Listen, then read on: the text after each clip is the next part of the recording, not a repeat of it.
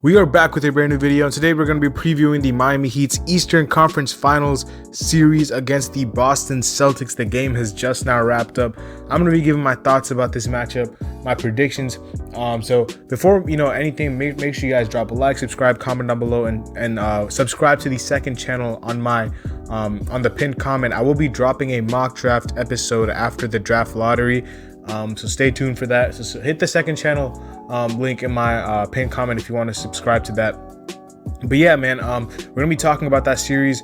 Let me know your predictions down in the comment section below, matchups, stuff like that. But we're gonna be talking about everything that has to do with the Heat Celtics series, a rematch of the 2020 Eastern Conference Finals. Hopefully the result goes the same way as well, where we win the series. But congratulations to the Celtics, man. They really came through in Game 7 against the Bucks, especially in the second half. In the first quarter, really started off, in the Bucks' way, and then the second quarter on, the Celtics basically had control of the game. Grant Williams had a absolutely, huge game for them. They shot 40% from three as a team. Meanwhile, the Bucks shot 12% from three, and that was really the game right there. So, shout out to the Celtics for taking care of business. For Bucks fans, man, commiserations. Y'all fought hard without Middleton, man. You guys, I will give you guys credit. You guys, I do want to troll Bucks because I did want my revenge against them, but it didn't happen. But you guys did fight hard against without Middleton. Without Middleton, you guys won 3 games, which is extremely impressive against the Celtics team. So shout out to the Bucks. They'll be probably back in the mix next year. But we got to talk about this series, because this series is going to be an absolute, it's going to be a dogfight. It's going to be, people are going to be, bodies are going to fly all over the place. It's going to be defensive masterpieces from both teams. You got the best defense in the league statistically, the Celtics, against the Heat defense, who's also been one of the best. You got the Heat's 3-point shooting. You got star power like Jimmy and Tatum, and then you got the co-stars like Bam and Brown. You got spark plugs like Hero. You got, gritty point guards like Lowry and Smart. Like, it's going to be a dogfight. It's going to be a really good series. I'm super excited for this. I do think that the Boston Celtics and Milwaukee Bucks have different type of, matchup problems that they cause for the Heat. And not just problems, even benefits as well. I did talk about some of that in the last video I just made, where I was talking about who would be a tougher matchup between the Heat and the Celtics. And it's very tough to say because, the Bucks really run a drop coverage, as we saw in tonight's game, and they really give a ton of threes up against opposing teams, which is why the Celtics were able to get so hot from three, was because basically all the threes that they were taking were wide open. The Bucks game plan was basically to let Grant Williams shoot as many threes as possible and let him beat them, and he did. Shout out to Grant Williams. He really answered the call when the Bucks were, trying to leave him open and trying to leave other guys open to stop paint penetration. But the Celtics, on the other hand, run an ice defense where they, also prevent paint penetration, but they can also get back to the 3-point line, so they won't really give up that many open threes as compared to the Bucks. But they still do give up open threes. I'm not going to say that they don't, because the Bucks still had some good looks. They shot 33 threes, which is, not as much as the Celtics shot, which was 55, which is crazy, but they still did shoot a good amount of threes, the Bucks. So the Celtics do give up some threes as well, but the Bucks definitely give up a lot more threes. So this favors, if you were to play the Bucks, it would favor guys like Heroes, Strus, Robinson if he played the shooters, right? But on the flip side, if you play the Celtics, their paint penetration defense is not as tight as the Bucks is. The Bucks, do everything they can to funnel in guys to the paint and have Brook Lopez send their shot back into the stands. And since they run a drop, they kind of just load up into the paint, and you can't really get a clean shot off, which is why Jimmy seems to struggle against the Bucks a lot.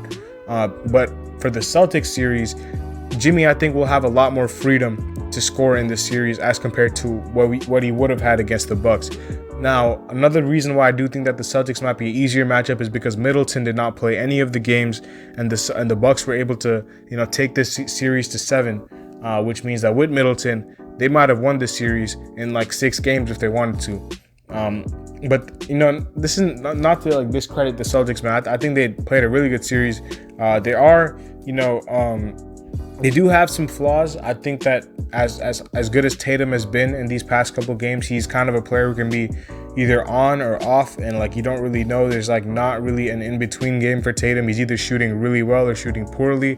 Jaylen Brown, sometimes, you know, he's kind of not there. I think Marcus Smart is going to be the guy that the Heat tried to make beat them. You know, I think Marcus Smart has been the guy that the Heat in years past, even in 2020 in the Eastern Conference Finals, they were daring Marcus Smart to beat us. And, you know, Marcus Smart was jacking up a lot of threes, and it was really hurting the Celtics. And if you guys remember, there was a altercation in the locker room where they were throwing chairs at each other, the Celtics, and that was like Jaylen Brown and Marcus Smart got into it. And I'm pretty sure it was because of Marcus Smart's shot selection and how much, you know, he was shooting and not really passing the ball when he was open. So I think the Heat are going to try to do the same thing, try to make Smart take as many threes as he can. You know, you're going to have, you know, guys like Tatum and Brown. You know, the Heat are going to try to take the ball out of Tatum's hands for sure. Throw multiple defenders at him. I expect to see Caleb Martin get some minutes in this series because, you know, he didn't really play that much against Philly, but against Boston, where you have multiple guys that can take you off the dribble, like Tatum and Brown, you will need, you know, wing defenders, especially if guys like Jimmy and PJ get into foul trouble. Instead of a Duncan Robinson, maybe you bring in a Caleb Martin for his defense. But, you know, the thing about this team is that you can kind of mix and match between what you want to do. If you're missing a lot of shots, then you bring in Robinson for his three-point shooting. But if you need, you know, some stops, then you bring in Caleb Martin because of his defensive presence. Another storyline, I don't know if Lowry's going to play game one because there's no update with him. That's what Spo said. He said that there's no update on Lowry. So I don't know. I would probably expect him to sit for game one. You know, maybe that hamstring is not 100% yet, but like I said before, man, like this team has shown that they can win without Lowry. They're 5-0 or 6-0 in these playoffs without him. Gabe has done a phenomenal job stepping up. So let Lowry rest until his hamstring is 100%. Max Strus against his former team is another storyline. You know, he's going to have a chip on his shoulder. He was huge in the last game that we played against the Celtics in the Garden, where he had some crazy defensive stops, some charges drawn, some threes hit. So he's going to be a weapon in this series that the Heat try to utilize. Another thing with the Celtics is that they're not as deep as, you know, the Heat are, and not many teams are, but they don't really have bench scoring. Peyton Pritchard tonight was huge for them, but he was getting a lot of wide open shots. I don't think he's going to get that against the Heat because, like I said, the Bucks game plan. I know the Heat give up threes as well, but it's not like a straight drop coverage. You know, they tend to help a lot, which is why, you know, some teams can get open threes against the Heat, but it's not because you're dropping and just giving guys clean looks like the Bucks are. So I think that, you know, the Celtics will need Derek White, who wasn't that great today, and then Peyton Pritchard to step up for sure. You know, they've been running an 8-man rotation. I know that's because Robert Williams' injury, but I expect him to, you know, be in the starting lineup. I mean, unless they go to Grant. You know, Grant has been huge for them. I don't know if you want to bring him off the bench or start him, but Rob will probably play for sure. He's definitely going to probably play over Tice. You probably won't see much of Tice in that series because, as we all know, Heat fans, Bam, you know, eats against Tice every time they match up. And speaking of Bam, he's going to have to be huge in this series. You know, you cannot, like, all due respect to Al Horford, he played some great basketball in this game and in the series against the Bucks, but I don't think he has the foot speed to slow down Bam. Robert Williams is, I think, their best defender on Bam. I don't know how healthy he is, so I would test it out for Bam to go at him every time. I think Bam is bigger than him, so he might have to use a size advantage. I know Bam and Rob are both pretty undersized centers, but I think Bam weighs more than Robert Williams, so I don't think that, you know, Robert Williams, you know, he's going to do as good of a job as he can on Bam, but Robert Williams is like a free safety defender. He's a lot like Bam in a certain way where he doesn't, you know, take the best defender out of the gate. He kind of just roams around and helps if he needs to. Bam does take the best defender out of the gate. Like sometimes you put him on Embiid, or sometimes you'll put him on, you know, Towns or Jokic or whatever. But sometimes I've seen it even in like 2020 against the Bucks. We had Jay Crowder starting off on Giannis, and then Bam was like roaming around helping off of, you know, guys like Lopez if he needed to. So that's the kind of role that Robert Williams plays on the Celtics. But I expect Bam to be huge in this series because you have to. You know, he was dominant in that 2020 series against the Celtics. I expect that same, you know, Bam to show up. You know, he has to, because the Celtics team is a lot better than it was 2 years ago. So yeah, Bam is going to have to be huge. Tyler Hero has struggled against the Celtics at times this season. I know in the bubble he was huge against the Celtics. He dropped his career high against the Celtics in 2020, but he struggled in these playoffs, and he struggled a little bit against the Celtics this season. But I expect him to, hit a switch and turn up, because hasn't really had that game yet. He had a nice game in Game 1 against the Sixers, but I expect him to turn up this series as well.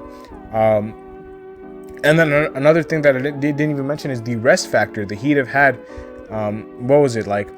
They played on Thursday, and then from Friday onwards they've been kind of just chilling, waiting to see who they were going to play. The Celtics will only have 1 day of rest. The Heat are going to have at least 2 more than the Bucks, so that would make it 3 days of rest, or 4 days of rest. So yeah, man, I think that the Heat, will be well rested. I think they'll come out Game 1. It's going to be at home in Miami, so you're gonna have the home crowd behind you. And I think they will steal Game 1. Not steal, but they will take Game 1 in Miami. And we'll see what happens from there. But my prediction is Heat in 6, man. I'm going with Heat in 6. I think it's going to be a close series. I think it's going to be a tough series. I might even make it Heat in 7, because I do want to respect the Celtics, because Heat in 6 would kind of be like the same result as the Philly series. And I think the Celtics are a lot better than Philadelphia. So I might just make it Heat in 7. But it's either Heat or 6 and 7, because the Celtics are really good. And I think that they're going to be a tough matchup for sure. But I will say this. I think if the Heat beat the Celtics, I think that will be their toughest matchup of them all. Even I think the Celtics are tougher than the Suns. I think the Celtics are tougher than the Warriors. But that's just me, because the defense of the Celtics is just crazy. I don't think the Warriors and the Suns have that defense. So yeah, man, I expect guys like Strus and Jimmy, who have been really good against the Celtics this whole season, to have a great series. And I do think that the Heat will win this series in 6 or 7 games. But yeah, man, that's where we're gonna wrap up the video. Let me know what your predictions are in the comment section below. I'll see y'all later as always. Have a nice day. Peace.